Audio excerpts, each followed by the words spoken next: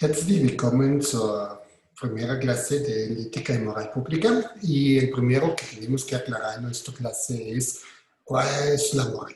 En el curso vamos a verlo, cuáles al primero los significados, qué es la ética, qué es un valor, qué es la moral y cómo llevamos los significados correctos para después en la segunda parte del curso vemos cuáles son las herramientas grandes de la ética, que es deontológica, funcionalismo, ¿no? Entonces, en la primera parte del curso, en el inicio, vamos a ver cuál es la diferencia entre creer, opinar y saber. Vemos en el caso aplicado cuál es una promesa y la pregunta si tenemos que cumplirlo o no. Y ahí nos acercamos a la pregunta ¿qué es la moral? Este va a estar la primera parte para hoy. Entonces empezamos. Grandes problemas ahorita en el tiempo actual tenemos mucho que es nuestra fuente de información. Y desde siempre sabemos que existen tres partes. Uno es la creencia, es fe, es religión. Ahí también entra la espiritualidad. Y como en México sabemos, es una fuente muy fuerte, ¿no? Eso se sabe, la creencia está muy, muy fuerte en la sociedad y para muchos es un guión de la vida con las reglas. Interesantemente, ahorita en el tiempo de COVID y también en los problemas, es una forma lingüística que escuchamos, ¿no? A veces escuchamos reporteros o políticos dicen, sí, yo lo creo en López Gatell, yo creo en, ¿cómo se llama?, en el presidente, yo creo en esta persona. La creencia es una de las fuentes que nosotros llevamos a nuestras afirmaciones o a estos puntos que queremos decir. Otra fuente es la opinión. La opinión es algo que no sabemos sin certeza, pero tenemos una opinión acercándonos sobre eso, ¿no? Eso se sabe en México, todos tienen una opinión sobre todos. Si serían cuestiones políticas muy complicadas, necesitan expertos en jurídica, administración pública, pero todos tienen una opinión. También en tiempo de coronavirus sabemos que ahorita hay muchas opiniones, faltan certezas y cada quien opina. La opinión es algo donde sabemos que ya es un acercamiento, pero quedan muchos dudos. Y también en tiempo actual es una forma interesante de las opiniones, porque tenemos también la libertad de expresión libre, ¿no? Entonces cada quien tiene derecho a una opinión. Y por eso las opiniones muchas veces nos peleamos y son contrarios. Y la tercera fuente es el saber, ¿no? Eso ahí es el pensamiento lógico, el pensamiento científico, donde tienes que hacer pruebas, existen reglas, y lo importante es las reglas de ahí son en comunes. Cuando yo digo algo, hago una afirmación, hago una investigación empírica, entonces de ahí sale mi conocimiento y este conocimiento pueden compartir otros. Em, por un lado, lo hago porque estos tres se mezclan y se tienen preferencias sobre uno por el otro. Y yo quiero separarlo eso porque también en cuestiones de la moral y de la ética se mezclan estas tres áreas del conocimiento fuerte.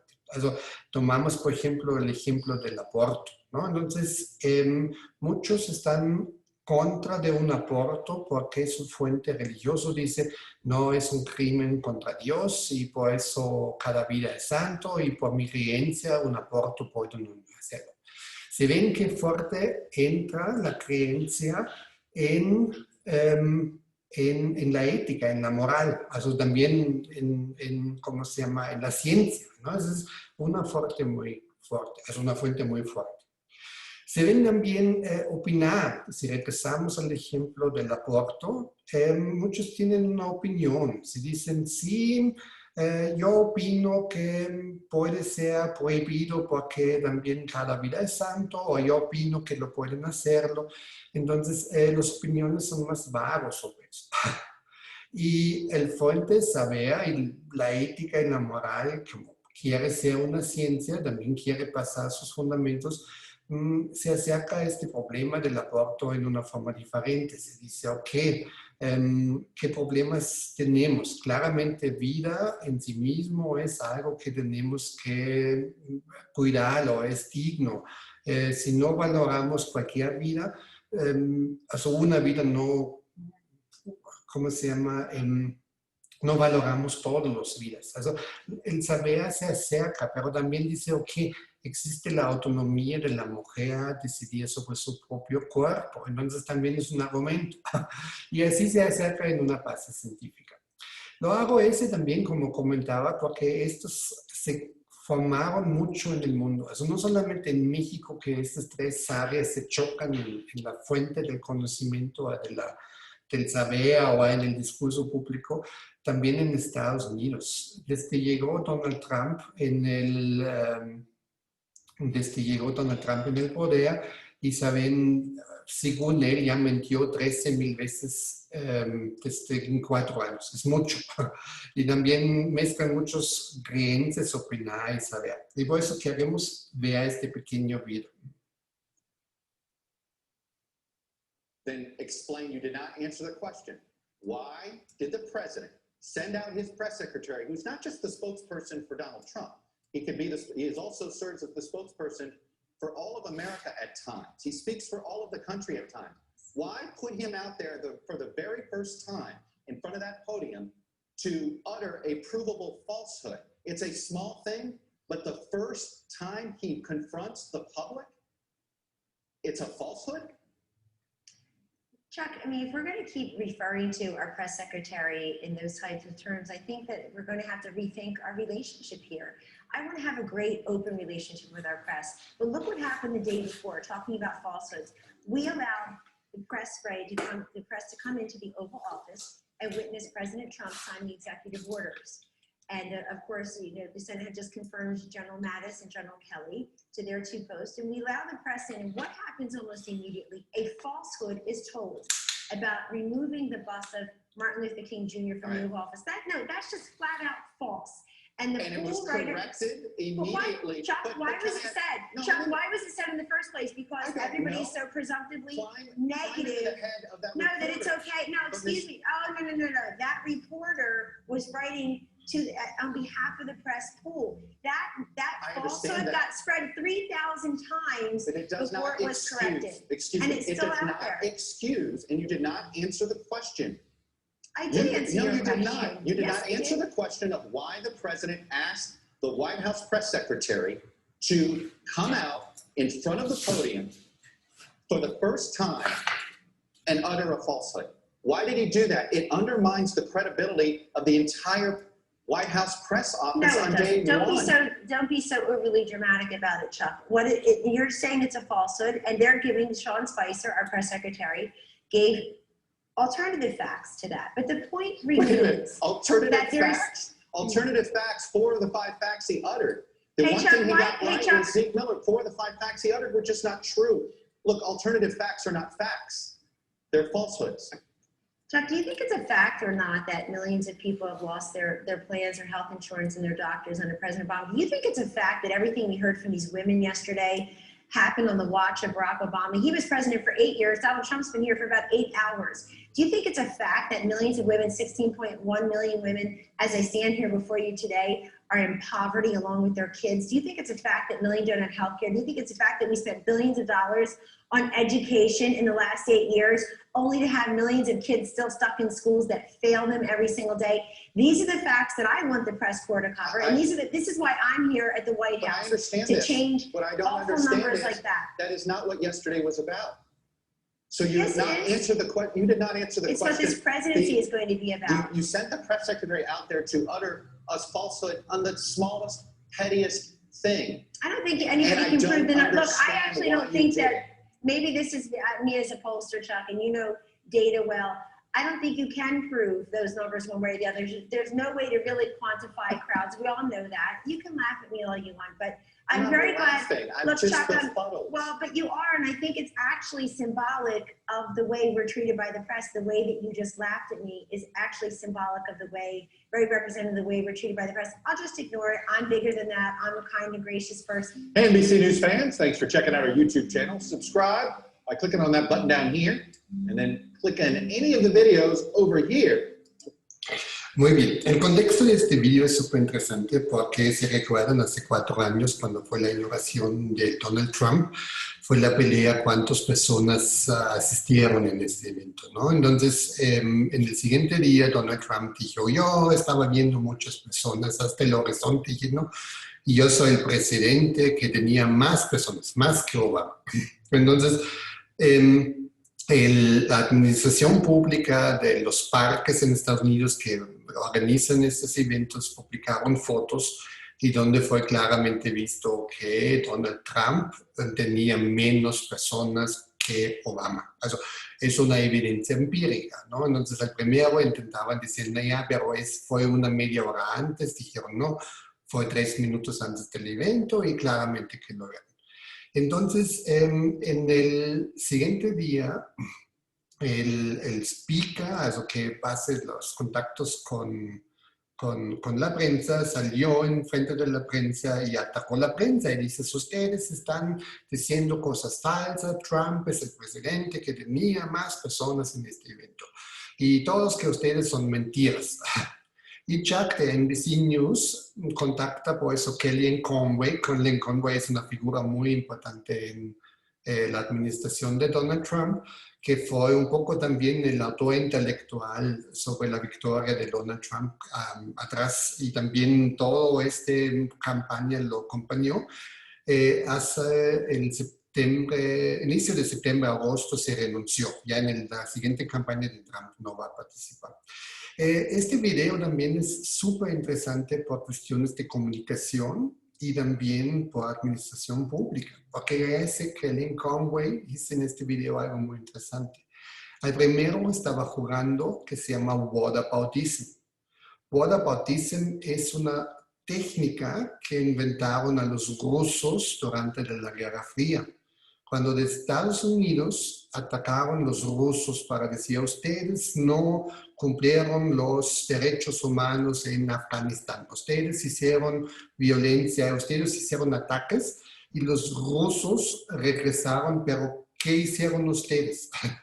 Estados Unidos fracasó en Vietnam, mató tanta gente en San Salvador, en otras partes. Entonces, esta técnica se llama whataboutism. Kellyanne Conway lo hace muy excelente en el momento cuando está atacado y dice, no, pero que vemos que hacen para las mujeres. Y no lo hicieron eso, se regresa. El punto más interesante ahí fue que se inventó algo que se vino por todas las prensas, es alternative facts, also hechos alternativas. Y este es en el discurso en los últimos años muy evidente. Eso existe, que es la verdad, ya no existe. Que tenemos verdades, tenemos diferentes. Y por una perspectiva filosófica es muy peligroso, porque estamos de acuerdo que una verdad es verdad, aunque epistemológicamente es muy difícil de acercarse que es la verdad. En general, rapidísimo, la filosofía quiere encontrar verdades que son siempre, ¿no? La filosofía es la ciencia de la sabiduría, de la verdad. Entonces, aquí quiere acercarse la filosofía a algo que es una verdad. Entonces, por eso verdades no existen. Por el punto filosófico, algo es válido o no es válido, conocemos de la lógica. Y en las ciencias naturales también existe una forma, cuál es una relevancia verdad. Y se hacen pruebas empíricas, todos pueden reponer estas evidencias y algo es válido hasta que algo es más válido. Eso en la ciencia, cuando pensaban el mundo es plano, vino Galileo Galilei, Kepler, se cambiaron con sus observaciones y a partir de ese fue válido que el mundo es una bola, que el centro del universo es el Sol y no el mundo.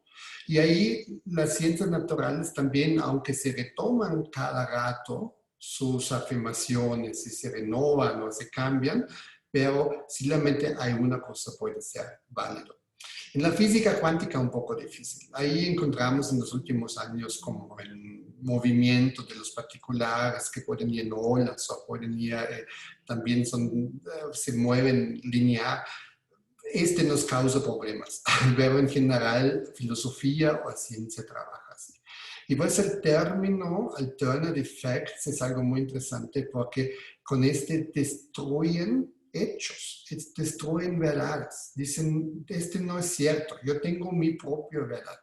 Y en discurso de ciencia, en discurso de política, y más en cuestiones de la moral, que ya son cuestiones muy débiles, para decirlo, es muy peligroso, porque ahí abrimos un panorama grande que puede ser verdad o no. Entonces rompemos qué es ciencia.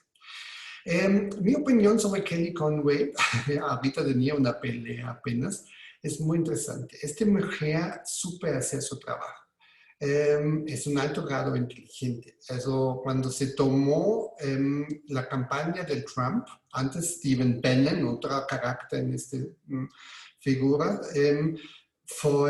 la campaña casi fracasó. Stephen Bannon fue malísimo. Entonces, Kellyanne Conway fue pagado por los Mercers, es una familia rico, de rechistas, y ahí la campaña se subió y hasta que llegó a la presidencia. Es una mujer que se sabe qué hacer.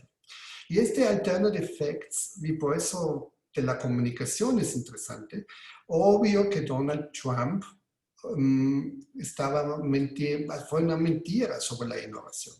Y lo agarraron en una mentira. Y en el lugar que la prensa ahorita está atacando a Donald Trump, Kellyanne Conway inventa rapidísimo una palabra como alternative facts. Y en ese momento todo el mundo, hasta hoy, se está pensando sobre Kellyanne Conway, ¿no? ¿Cómo puede decir? Es una tonta, no existe, nos discutimos, pero ya nadie habla sobre la mentira de Donald Trump. Se ven que fue éxito una bomba de neblina y se distrayó. Claramente, en un discurso público, ahí entramos también en la cuestión de moral, algo es válido. Y se van a decir, no, ya tengo éxito. Y cuando tengo éxito, para mí no tengo una cuestión como la moral. La moral es algo que es un obstáculo, son reglamentos que me bloquean de ganar. Quiero ganar y por eso quiero. Entonces sí, considerando que Kellyanne Conway hizo un buen trabajo, fue una mujer muy inteligente, se sabía que lo hice, moralmente claramente es muy dudoso. Para nosotros significa eso. Cuando hablamos sobre ética y moral, no queremos que nuestras fuentes vienen de la creencia. Y también lo cuido ustedes mucho, cuidan también la forma lingüística. No usan, yo creo, en mi creencia, quieren afirmaciones fuertes. Algo es, un principio es, moral es de la fuente de la sabiduría, de la sapiencia. Yo tengo un punto que puedo comprobarlo, discutible, pero es conocimiento. Y tampoco en la ética o en la ciencia en general queremos opiniones. Opiniones es un primer paso a un acercamiento, donde no tengo una cierta conocimiento, una cierta tendencia sobre eso, pero de ahí la opinión es todavía débil. Y todos tienen derecho a una opinión, pero por tanto es también difícil. Nuestra fuente de la ciencia siempre es la sabiduría y la sabiduría y el conocimiento.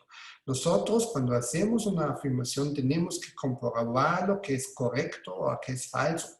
Y esta es la regla que donde todos compartimos. También en la diferencia de la creencia es importante, no todos son religiosos. Existen las sociedades y también en América Latina están en cambio. La fuente de la religión de la iglesia que sí ya se pierde. Y si yo estoy fundamentando en creencia, en religión, mis opiniones, mis afirmaciones, entonces yo sé que no todos lo comparten.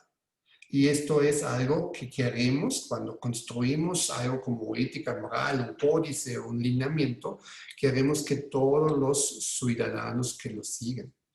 Entonces, el único que podemos comprobarlo es por la sabiduría y pues es nuestra fuente. Es muy importante para este curso, también cuídense en una forma lingüística que no usen yo opino, yo creo, sondern es. Y por eso cuando es algo, tienen que confirmarlo con argumentos lógicos que son correctos. ¿Ok? Entonces, también la religión no quiero excluir. La religión trabajó muy bien sobre ética y también sobre moral. Y son muchas veces muy parecidos con la filosofía. Pero existe algo, hay una gran diferencia, que es el principio atrás o el principio inicial, por qué estoy confirmando algo. Ahorita sacamos el primer elemento que es un principio. Y la fuente religiosa es la creencia, la fe, la revelación, una vida después en el paraíso. Y este principio, digo, yo hago. Cuando se escuchan sus abuelos, me dicen, abuelo, ¿por qué no mientes? Me dice, ¿por qué Dios? Me dice, pero ¿por qué lo haces? ¿No? Porque la regla dice. Y es muy bien. Eso, una sociedad puede vivir muy bien con eso, se sirve. Pero se pueden imaginar cuando personas pierden la fe, pierden la creencia. Es posible. Se imaginan una tragedia en una familia, una familia muere en un accidente y el sobreviviente dice, ya yo dudo en Dios porque me robaste mi familia, se va. Y con este se va también el código de la moral. Fuerte es aquí la racionalidad, la lógica, el saber. Esto es algo que también puedes pedirlo, entonces este es un asunto para un asilo de enfermedades mentales, pero la sabiduría, la creencia, la racionalidad es que todos los compartimos, desde el inicio, desde chico hasta grande, entonces es como tú debes saberlo. Como tú sabes también, no lastimas a alguien más porque a ti también te duele. Si lo entiendes, no lo haces. Si ven, hay una diferente acercamiento. En nuestro curso, la religión lo vamos a excluirlo porque simplemente también el respeto del Estado, de la República de México, que es laica. Y existe exactamente una estricta separación entre religión y también entre la educación y el Estado. Y servidores públicos, como ustedes van a estar en el futuro, tienen que pasar su forma de pensamiento o su forma de sus afirmaciones en racionalidad, en el razón del Estado, en el razón de la sociedad y no en la creencia. Eso lo considero que es una fuente muy importante, es muy interesante para trabajarlo. Para este curso no es suficiente. Y al final, así es cierto, en alemán decimos que no sabe, tiene que creerlo. Entonces es una debilidad. Saber es que nosotros queremos llegar. O como Karl Marx nos dice, de omnibus dubitando. Also simplemente hay un científico o hay un filósofo, siempre tiene que dudarlo en todo, siempre que sea en dudoso, siempre interrogarlo, siempre, este sí permite, no lo toman tampoco verdades filosóficos o científicos como verdades, se pueden equivocar y la ciencia es lleno con equivocaciones. Por eso nuestro carácter también debe que ser atento y en todo tenemos que dudando. Ok, muy bien. Ahorita ya sabemos cuál es nuestro fuerte. Estamos cuidadosos y llegamos. Ahorita queremos cumplir la pregunta, ¿cuál es una promesa? Y esta promesa, como simple ejemplo para mostrar qué es la moral, que tenemos que cumplirlo o no. Todos de nosotros lo dimos una vez una promesa. Estuvimos mal en la escuela y los papás dicen, sí, ahorita échalo ganas, el famoso, ya ahorita hecho ganas, yo lo prometo, ¿no? Entonces, cuando doy un prometo, pues así, ¿qué validez tiene? ¿Qué lineamiento tiene para obligarme a seguir? Otro caso, una amiga o un amigo viene y dice, ¿sabes qué? Te doy un secreto, pero prométemelo que no lo digas a nadie. O en la escuela. hay alguien viene y dice, por favor, yo necesito de ayuda.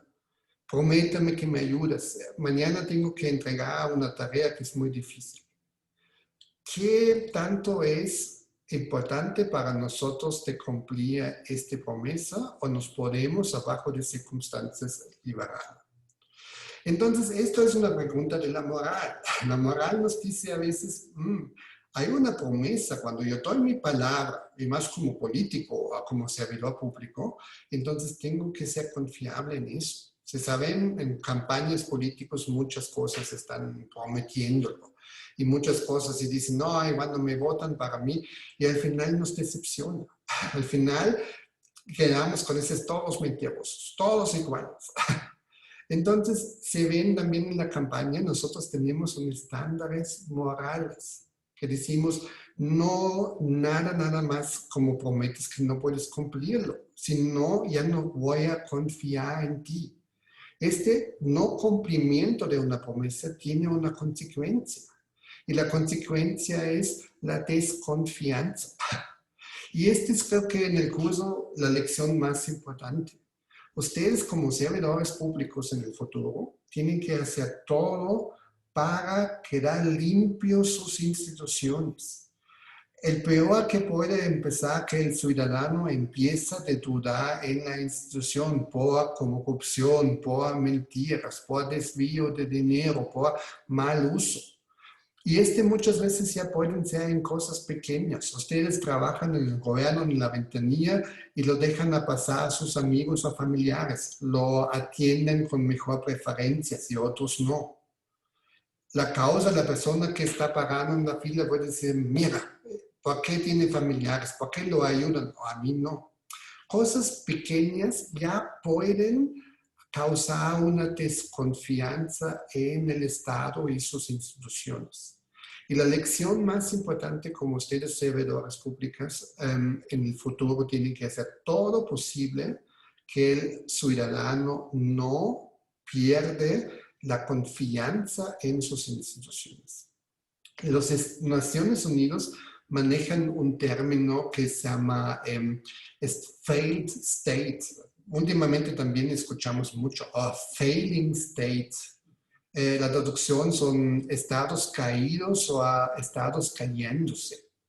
Por ejemplo, en el discurso en Europa sobre México, muchos dicen falsamente México es un estado caído. ¿Qué es un estado caído? Un estado caído es donde las instituciones públicas como la educación, hospitales, policías, seguridad, ya no pueden cumplir sus funciones. Y muchas veces lo usan con el conflicto de los narcotraficantes aquí en México, con la pelea con muchos muertos. Y dicen el Estado ya no es capaz de mantener sus funciones básicas. Y por eso es un failed state.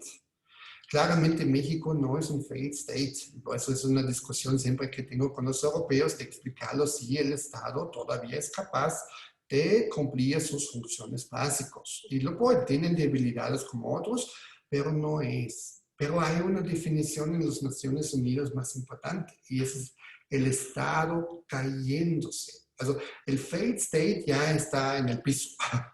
Y según las Naciones Unidas se tocan creo que 9 estados. Hace unos años estaban 9 y la mayoría en África o en Arabia. Entonces en Medio Oriente en esta zona. Also, por ejemplo, Siria ahorita sabemos es un failed state porque tienen una guerra civil y por eso Etiopía, Somalia, no Etiopía no, perdón, pero Somalia es un estado que son caídos, ya no sirve nada. No vienen hospitales, no hay escuelas, no hay nada. Pero lo interesante es, existen estados que están en el camino de cayéndose. Y la indicadora es, y es muy interesante, la desconfianza del ciudadano en las instituciones. Y preguntan ahorita, ¿cuántos de sus familiares, amigos, entornos tienen confianza en el Estado? Y es problemática. La mayoría creo que van a decir, yo no confío en nada. O si escuchan, es todos corruptos, todos malos, todos mienten. Y ahorita en el tiempo de pandemia de la coronavirus es un precio muy alto, porque ahorita lo vemos el resultado de eso. Si es un peligro y el Estado, honestamente, no lo dudo también en México, quiere proteger a la ciudadanía, quiere proteger a sus ciudadanos y por eso ponen medidas como cubrebocas, sana distancia, cuidando. Y en este momento donde el Estado, el ciudadano tiene que seguir los órdenes para su propia seguridad o la seguridad de otros, no, ya no confían en el Estado. Y por lo tanto, es una crisis y los números de los contagios, de los muertos no fueron necesarios. Mi opinión, en este caso mi observación, uso opinión sobre eso, el Estado de República de México actuó bien en la pandemia. Las medidas no son tan diferentes como otros países que pudieron controlar la pandemia. El problema que tenía México es que los ciudadanos no cumplieron con sus deberes por la desconfianza. Significa, se hicieron fiestas, se contagiaron, se siguieron trabajando y considero, sí, hay muchos en el sector informal y tienen que salir, pero al menos usa cubrebocas, sana distancia. Pero ¿cuántas veces lo vimos que atacaron los policías o no siguieron los órdenes o se volaban sobre eso?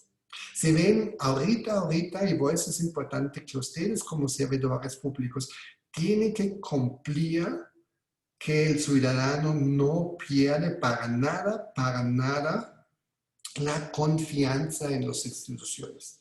Y como ustedes como servidores públicos lo presentan los servidores públicos, los presentan las instituciones, perdón, se presentan las instituciones. Ustedes son en la primera fila. Y cualquier acto que causa esta desconfianza es prohibido. Y corrupción es muy alto, ese es un punto. Pero también cosas pequeñas, no cumplir una promesa, no cumplir su trabajo, sea grosero con los ciudadanos que atienden su servicio. Todo eso es un camino que el Estado está cayéndose. Yo creo que ahorita en México lo vemos algo. El resultado por mucho año es que la desconfianza de los ciudadanos en el Estado en el momento cuando son es muy importante. Entonces, se ven en el simple acto, una promesa debe ser cumplida. Es muy importante, porque si no lo haces, la gente va a desconfiar. Si imagínense, doy una promesa a un amigo, una amiga, y dices, amigo, te doy una cigarreta, pero no lo digas a nadie. Y esta persona, prométemelo que no lo pasas nada. Me da vergüenza o es horrible, pero a ti te digo. Y esta persona va en la siguiente hora a otra persona y dice, esta amiga tenía eso. No, lo dicen en promesa. Y se van a causar algo que es la desconfianza de esta persona en la persona que le dio una promesa. Y que le revuelven dar una promesa, una confianza, es horrible, no lo van a hacer. Y se ven que es una caída, hay una caída de la confianza. Y el mismo pasa con el Estado. Entonces, acercamos a la promesa. Al primero, ustedes tienen el derecho de decir, ok, yo no te puedo prometer. Por ejemplo, en casos graves que pasa, amigo, amiga, yo maté a alguien, o robé un banco, o quiero suicidarme, o algo horrible que se pueden imaginar. Por favor, digas, promételo que no puedes decir a nadie. Y en este momento ustedes también tienen el derecho de decir, ¿sabes qué? Es una promesa que no puedo cumplirlo, no me lo digas. ¿No? Eso es como, es algo grave, con mi conciencia no puedo llevar a ese que me lo digas. Quiero apoyarte, ¿no? En el caso si quieres algo grave o algo horrible. Por eso, ustedes no son obligados al inicio de decir que no puedo hacerlo eso. O a promesas increíbles, ¿no? Como los papás hacen con los niños. Y dices, no, me vas a regalar un día una estrella del cielo. El papá dice, sí, te lo prometo. ¿No? Con cuidado. Existen promesas que lo damos y de palabra, pero no podemos cumplirlo. Simplemente que son imposibles. pero una promesa puede fuerte, ¿no? Puede decepcionar a alguien que no lo prometiste. Al inicio también ustedes se pueden liberar y dices, no me lo digas, no te puedo prometerlo eso, no te cumplo. Pero en el momento, si lo toman el palabra y dicen, sí te lo prometo, ¿no? Tienen un lineamiento, tienen algo donde tienen que decir, sí, yo voy a cumplir, yo ahorita doy mi palabra, porque tiene consecuencias. Si no lo cumplo, necesito un bastante bien razón para romperlo, pero si lo hago por fácil, entonces se van a desconfiar. ¿Ok? Se puede decir, yo no lo puedo tomar. Y promesas vienen en diferentes formas. Por ejemplo, un ofrecimiento. Ofrecimientos son, por ejemplo, en México, para mí, extranjero, interesante, lo hacen, por ejemplo, en la iglesia. El abuelo que bebía el alcohol, le gusta el trago y llega al límite que ya no aguanta o había problemas familiares y hace un ofrecimiento a la Virgen de Guadalupe, ¿no? Eso también lo conocí de la familia mexicana en que yo vivo, donde dicen, no, ahorita te lo ofreceré, que pues, si cumplo mis deberes, si tú me ayudas y ahí te ofrezco que ya no bebo, voy a vivir una vida bien, ¿no? Eh, Normalmente en este caso, la iglesia tiene un mecanismo muy grande, es el perdón. Y el perdón es algo importante que si la iglesia no tenía este perdón como institución no existía, ¿no? Porque cada de nosotros somos los pecadores, somos débiles y cada de nosotros ya no cumplimos porque la tentación estaba muy grande o no podemos. Entonces, muchas veces tienen que estos ofrecimientos generar cada 2 años de nuevo, más de una fiesta familiar donde otra vez está. Pero un ofrecimiento también es algo donde es un, ¿cómo se llama? Un ofrecimiento al algo. Eso es una promesa, ¿no? Y el otro es un juramento. Por ejemplo, cuando ustedes toman protestas en la licenciatura, lo protestan que el título que reciben es para el bien de la sociedad y no lo pueden hacer. Y es una promesa, es su palabra. Y por eso cuando ustedes se usan su título contra el servicio que lo hacen, ¿no? Se toman protesta como servidor público a un político y se juran, y más en un juramento fuerte a la Constitución mexicana, ¿no? O al juramento de una institución, un palabra, un título, también es una promesa. Tienen seguimientos, tienen cumplimientos con eso. Si ven, las promesas vienen en diferentes formas. Entonces, vamos a hacer un ejemplo. Una persona A promete a P ayudarlo en un trabajo que tiene que entregar en el siguiente paso. En el horizonte cosmos donde ustedes viven, un compañero viene y dice, sabes que mañana tengo entrega de una tarea muy difícil, yo no lo entiendo y te necesito a ti que me ayudes. Por favor, vienes hoy en la noche, en la tarde, conmigo y ayúdame, prométamelo, porque si no me van a correr de la escuela o del trabajo o algo muy tarde. Y P dice, ok, te lo prometo, hoy viene. Se pasa el día y la cosa es, esta persona, perdón, para cambiarlo, es la promesa de apoyarlo, llama a un amigo y dice, ¿sabes qué? Tengo boletos para un juego de fútbol hoy, al mismo tiempo en la noche, a un concierto. Y ustedes pensaban, es increíble, no puedo verlo, ¿no? Este siempre quise ir y siempre quiero atenderlo y no pensaba que hay boletos. Y ahorita tienen un conflicto, porque en un lado es ir al ayudar al amigo, el palabra, y el otro lado es, ya tengo los boletos de mi concierto, de mi banda favorito, que fue imposible conseguir los boletos, o mi equipo juega en el final y ya puedo asistir. Y se ven qué difícil es cumplir la promesa. La pregunta ahorita, se pueden parar y pensar un poco la grabación, ¿cómo lo actúan ustedes en este conflicto? ¿Quién dice realmente, ok, yo voy a cumplir mi promesa que lo tengo con esa persona? O dice, no, esta persona lo siento, pero mi fútbol o mi concierto es más importante como esa persona.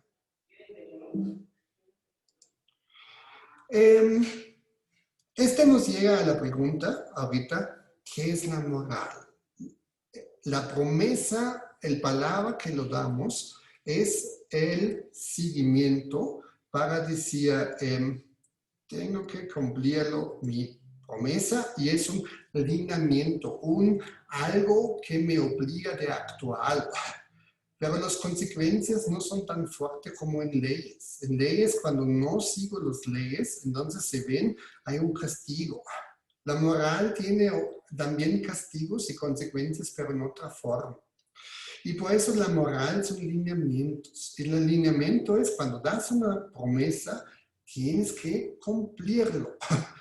Tienes que seguir porque moralmente es malo. Normalmente, ¿qué pasa? Es la moral nos encontramos en muchas formas. Por ejemplo, aquí son unas partes de los periódicos. Aquí vemos, estamos en una emergencia moral, ¿no? Una candidata en la política lo usan mucho. El candidato debe ser elegido por su vida moral y no por sus promesas de campaña, ¿no? Entonces, algo pesa más en la vida que lo hice, como sus promesas ahí, después de una campaña, como sus promesas que lo hice. Existe una autoridad moral intelectual. Parece que tenemos ciertas personas que tenemos estándares de morales muy altos. Por ejemplo, ahí entran políticos. Tenemos la idea que un político no solamente tiene que seguir las leyes, pero también tiene que tener una vida moral más alta. También implica un cierto códice de la familia. Por ejemplo, no engañar a la esposa o el esposo, sea una buena vida con los niños, con su entorno, ahorita moral, con medio ambiente, entran muchos cosas, ¿no? Se ven sacerdotes, maestros. Maestros también necesitan una forma buena moral porque también son autoridades, pueden afectar a otros. Aquí, pero también recibimos algo que es la doble moral, ¿no? Eso sabemos cuando un sacerdote dice, no, tenemos que ser en orden en la vida y todo bien, pero el otro lado lo actúa en contra de eso, lo miente, lo roba, o no sé. Entonces, esto es personas que están en un estándar de moral alto, tienen exactamente y si actúan en contra, entonces entra algo que es doble moral, ¿no? Eso es como contrario.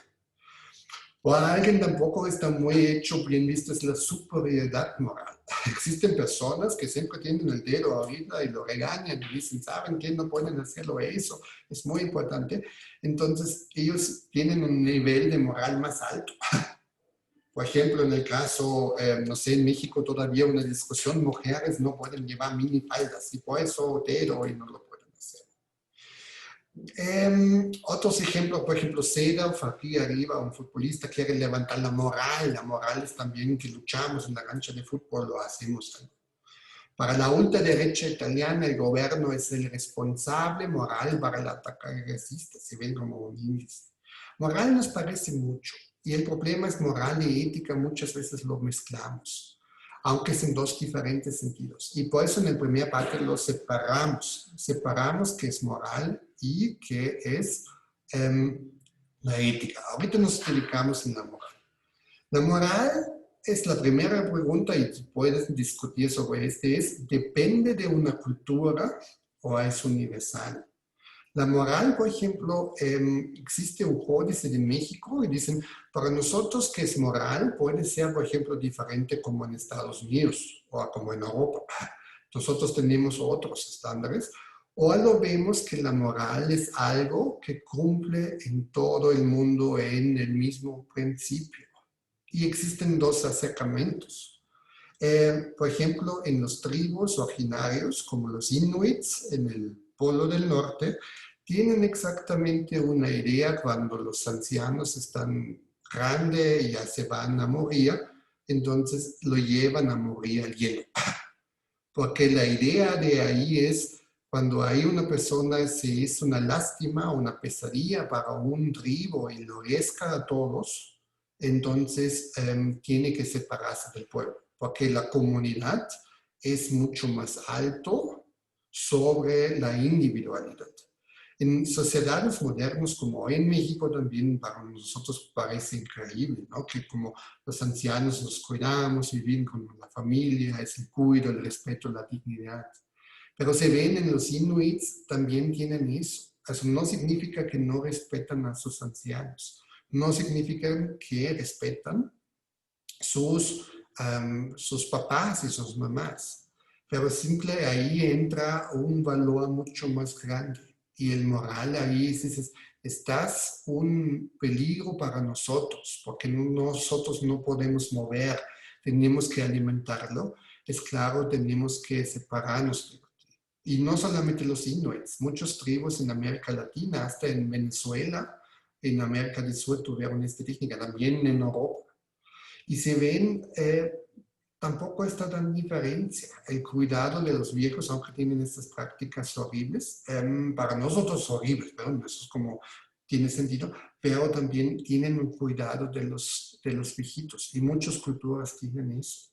Entonces estamos de acuerdo, moralmente un anciano tienes que cuidarlo.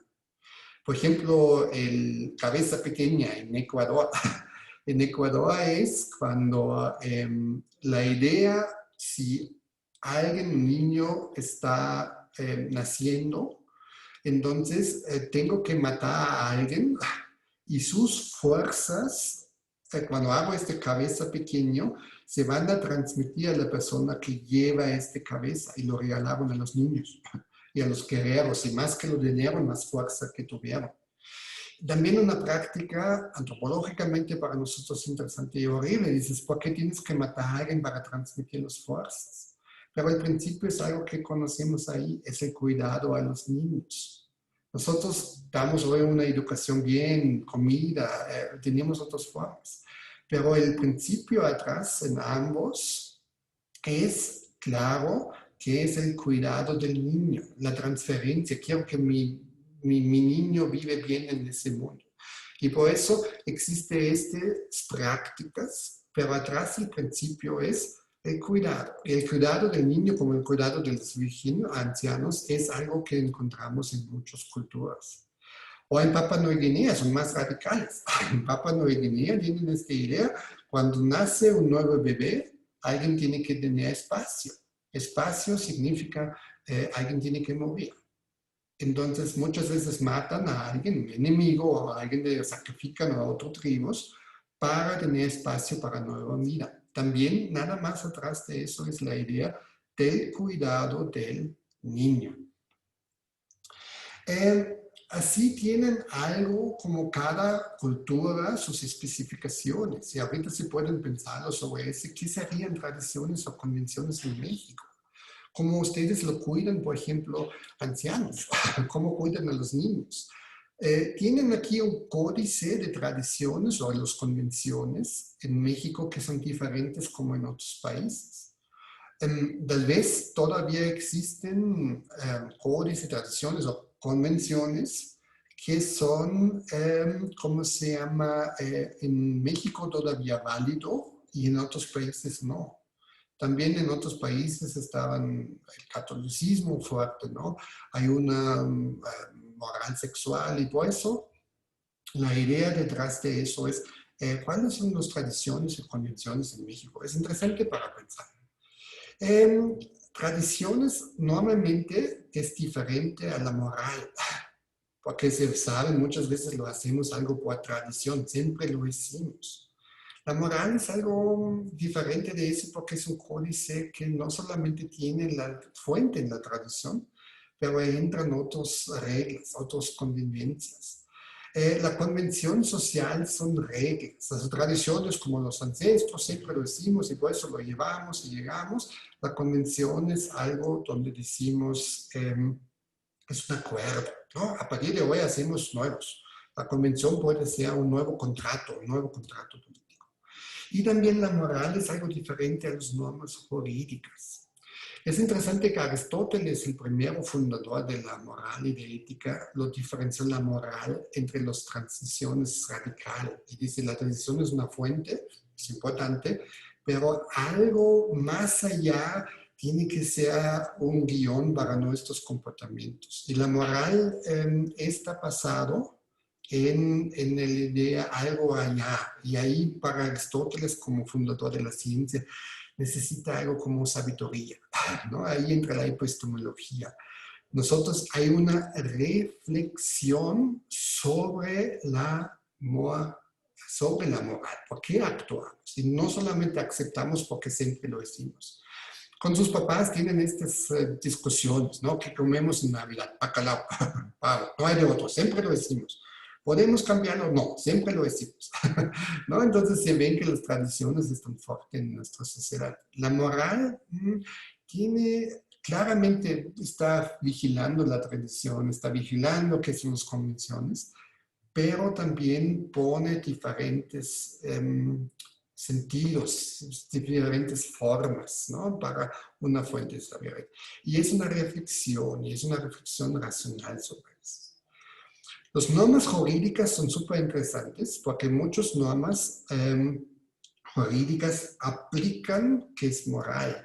Pero a veces en el caso extremo que vamos a ver en este curso, pueden ser las normas jurídicas en contra de la moral. También normas jurídicas pueden ser que rompen la moral. Ese es un tema muy complicado. La moral y las normas jurídicas se difieren en dos cosas. La moral es una obligación interna que tenemos. Se sabe un poco la conciencia, aunque no es correcto, pero internamente me dices, no debo mentirlo. El derecho es una obligación externa, ¿no? Y a veces puede ser inconforme sobre que me dice la ley. La ley ahorita me decía, yo necesito llevar una máscara a sana distancia, ¿no? Entonces, por eso muchos se molestan por eso, porque no lo veo, que es importante, y por eso estoy manifestando contra eso, o no lo llevo, o tengo un disrespeto sobre eso. La moral para mí dice, no, ese es un movimiento que viene por mí, yo digo que es correcto o incorrecto, ¿no? Entonces esto es la gran diferencia, pero durante el curso lo vemos cuál es la diferencia más entre derecho y la moral. Sin embargo, derecho aplican muchas normas o principios de la moral. No debes matar. Si matas, vas a la cárcel. No debes mentir. Si mientes y es un fraude, tienes consecuencias. No debes robar.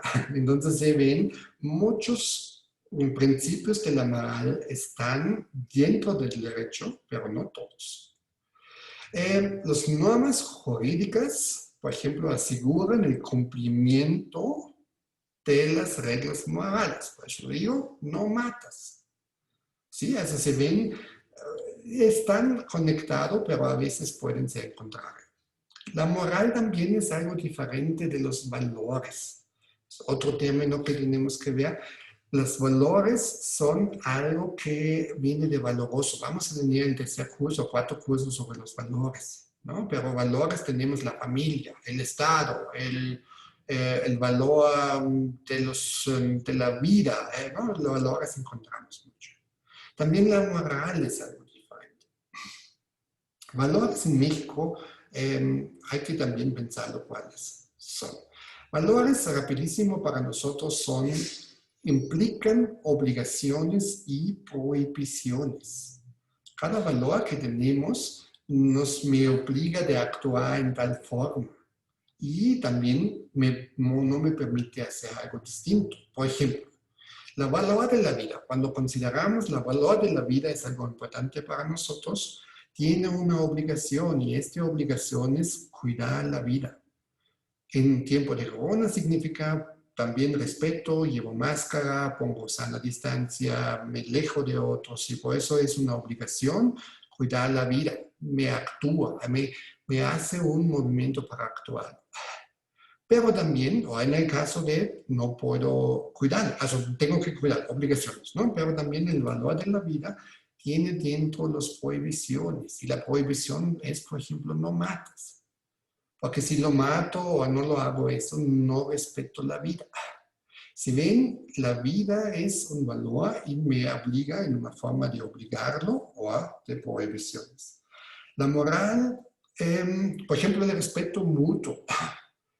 Cuando tengo el valor que respeto al otro y quiero que me respetan a mí, bueno, regresamos a la idea de la promesa, tengo una obligación de cumplir una promesa. Por eso, una promesa me ayuda para cumplir este valor. Y si lo hago, y ahí entra la moral, cuando cumplo una promesa, actúo en una forma moral correcta. Si rompo una promesa, entonces estoy moralmente mal. ¿Se ven? La diferencia del valor es algo que nosotros valoramos, que nos obliga de actuarlo, nos obliga para, o prohíbe ciertas acciones, pero la moral es el cumplimiento de los valores. Si lo hago moralmente bien, si no lo hago moralmente mal. Por lo tanto, por ejemplo, no mato, entonces también jurídicamente hay un problema, pero moralmente es malo. No cumplo una promesa, moralmente mal. ¿No? Si lo hago, soy una moralmente persona bien. Regresamos a nuestro ejemplo. Si recuerdan que A prometió a C ayudar en una tarea, viene este caso que recibe boleto, tiene un dilema. Sobre dilemas también vamos a preguntar y vamos a pensar. Entonces, tiene un conflicto. Ahorita dice, oye, ya le di una promesa a esta persona y no puedo cumplirlo porque tengo estos boletos. Y pregunta a otro amigo qué hago. Y se puede responder, ¿sabes qué? Al primero, una promesa debe ser cumplida. No hay de otro. Promesas tienen que ser cumplidas, punto, porque es una promesa. Ok, esa es una respuesta. Se puede también pensar, pero piénsalo. El daño que tiene P porque no lo ayudas pesa más que la diversión que te esperas. Cuando estás en el concierto o estás, por ejemplo, en el estadio, realmente te puedes divertirlo cuando sabes tu mejor amigo o amigo está en un daño grande, tiene una lástima por tu culpa, porque también tuviste el derecho de decir, sabes que no te prometo. Y la persona tenía chance de buscar a alguien más, pero ahorita ya no dijiste nada y la persona ya tiene un daño grande. Entonces puedes decir, sabes qué, piénsalo bien, el daño que haces a esta persona. También la amistad que lo rompes. ¿Realmente vale la pena para la diversión que vas a tener? Piénsalo, ¿no? O puede responder en el tercer caso es, no, tú sabes, en nuestra sociedad, comunidad, amigos, ¿no? En nuestro entorno que vivimos, estamos de acuerdo, una promesa debe ser cumplida, ¿no? Se viene una diferencia social, entonces, si quieres ser parte de nosotros, de nuestro grupo, el valor de nuestra sociedad es más alto y por eso tienes que cumplir, no hay de otro.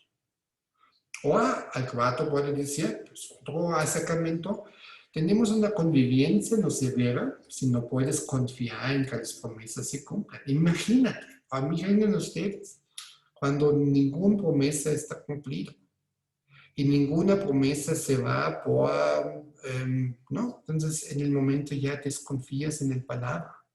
Entonces nosotros fracasamos, fracturamos esta sociedad. Y este es muy complicado. Eso también se ven que frágil son nuestras decisiones que hacemos. Y por eso hay una diferencia en decir, ¿sabes qué? Si tú no cumples promesas, si tus palabras no valen, se va a fracasar esta sociedad. Y por eso piénsalo muy bien si no lo cumples o si lo cumples.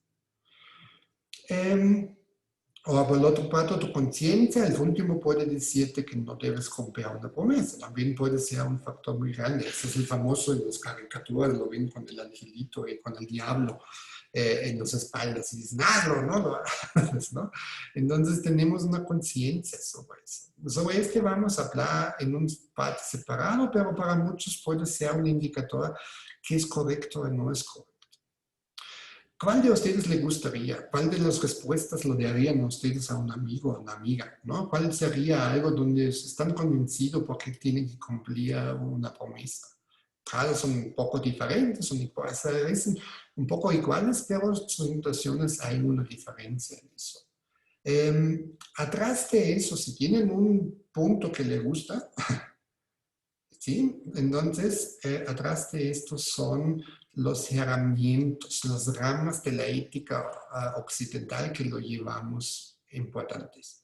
El primero, cuando algo es una ley, que una promesa debe ser cumplida, es parte de la deontológica. En el segundo parte es la primera herramienta que vemos, que simplemente tenemos deberes.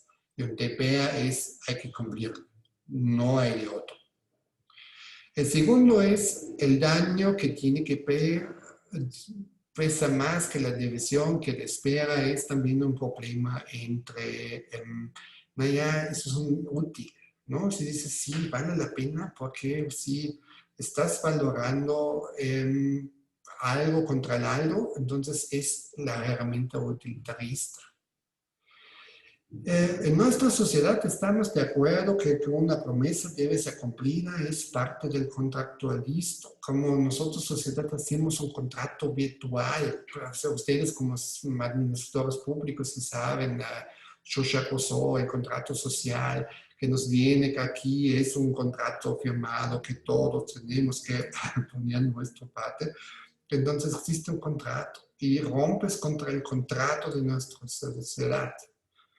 El cuarto parte que terminaría de funcionar nuestra sociedad cuando rompíamos promesas, entonces es la herramienta de funcionalista. Luhmann, los sociólogos saben sobre eso, ¿no?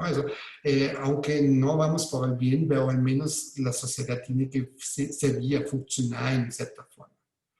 Y el último de la conciencia es la herramienta del socialista. Also, si tienen un punto que les gusta y se pueden decir, muy interesante, yo soy más deontológico, mi pensamiento es más utilitarista, o yo soy más en la forma contractualista, funcionalista o esencialista.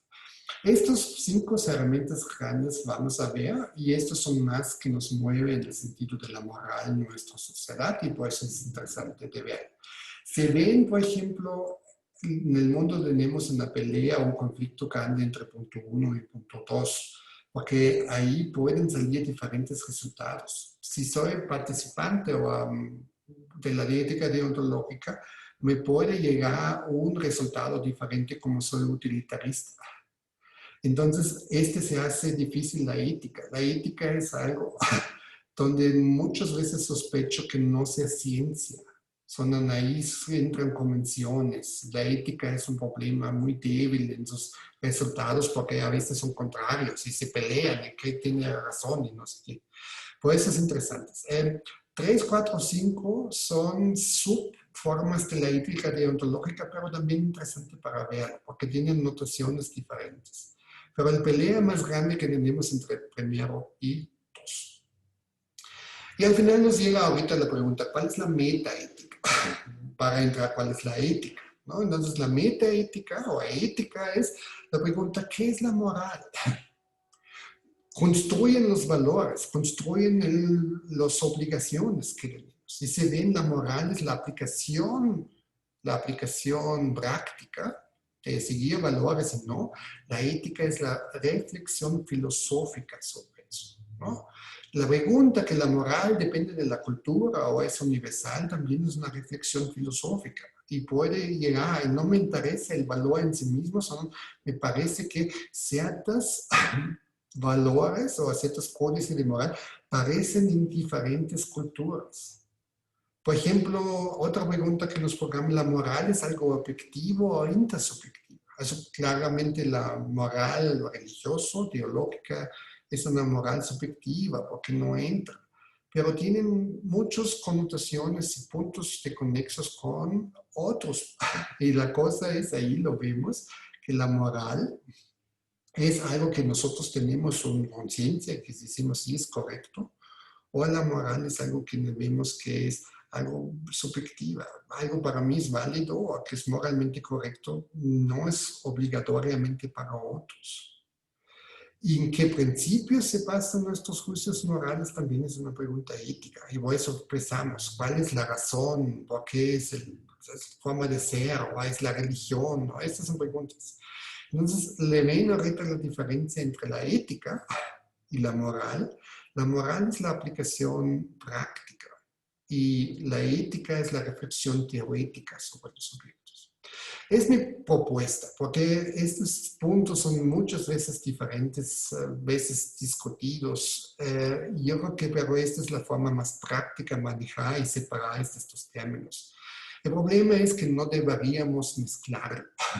Y en el discurso público y también aquí en nuestra universidad siempre mezclan ética y moral y ni ambos veces ambos son otras cosas. Entonces yo creo que cuando alguien trabaja sobre moral o ética tiene que ser claro que hay una diferencia en estos significados. Entonces, la moral, en contrario de la ética, es el conjunto total de las reglas y tenemos que, para cumplir los valores o para el bienestar de la humanidad. Entonces, cuando actuamos y que actuamos según los valores o no actuamos, actuamos moralmente correcto o actuamos moralmente mal. O a todos que seguimos al fin, porque esos valores no son para el bienestar de la humanidad, ¿no? Ahorita moralmente consideramos es correcto llevar una máscara.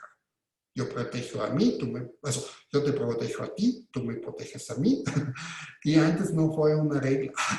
Tal vez en temporadas de la gripe, influenza, sí, para proteger a alguien, pero ahorita también es un moral deber para llevar esas formas. Y por eso, la moral aplicada, nosotros protegemos a otras personas. La moral nunca puede ser algo para dañar a otras personas.